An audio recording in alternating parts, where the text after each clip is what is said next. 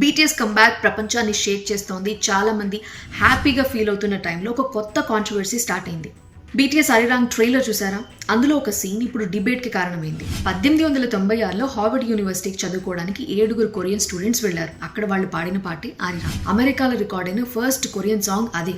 ఆ హిస్టరీని గౌరవిస్తూనే హైప్ ఈ అరిరాంగ్ ట్రైలర్ని ప్లాన్ చేసింది. అయితే అందులో రేసిజం, జాతి వివక్ష ఉంది అని బ్యాక్లాష్ ఫేస్ చేస్తోంది బీటీఎస్ ఇప్పుడు. అసలు ఆ కాంట్రవర్సీ ఏంటంటే 1896 ఆ టైంలో డిస్క్రిమినేషన్ వల్ల చాలా యూనివర్సిటీస్ ఇంటర్నేషనల్ స్టూడెంట్స్ని యాక్సెప్ట్ చేయలేదు. కానీ హార్వర్డ్ యూనివర్సిటీ మాత్రం బ్లాక్ కమ్యూనిటీ కోసం ఎస్టాబ్లిష్ అయి వివక్ష ఎదుర్కొన్న వారికి అవకాశం ఇచ్చింది అక్కడ చదువుకోవడానికి. అయితే బీటీఎస్ అరిరాంగ్ యానిమేషన్ ట్రైలర్లో హార్వర్డ్ యూనివర్సిటీ సీన్లో వైట్ పీపుల్ క్యారెక్టర్స్ని హైలైట్ చేసి బ్లాక్ పీపుల్ని బ్యాక్గ్రౌండ్లో ఉంచి డిస్క్రిమినేషన్ చూపించారు అని క్రిటిసైజ్ చేస్తున్నారు. ఇది చరిత్రని వక్రీకరించడమే కదా, కేపాప్లో ఉన్న రేసిజం మళ్ళీ బయటపడింది అని విమర్శిస్తున్నారు కొందరు.